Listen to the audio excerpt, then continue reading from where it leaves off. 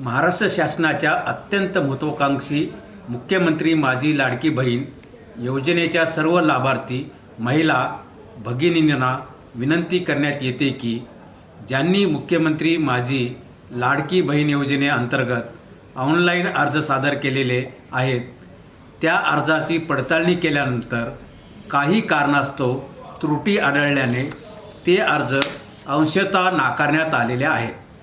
तसे संदेश आपल्या मोबाईलवर आलेले आहेत व त्यामध्ये अंशतः अर्ज नाकारण्याचे कारण देखील नमूद केलेले आहे.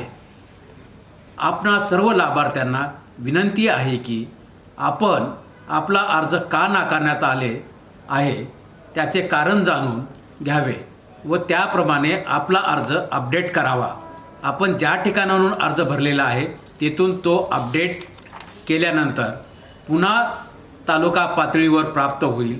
कृपया 2 दिवसात म्हणजे दिनांक 14 ऑगस्ट 2024 पर्यंत कार्यालयात सर्व अर्ज प्राप्त होतील यासाठी प्रयत्न करावा.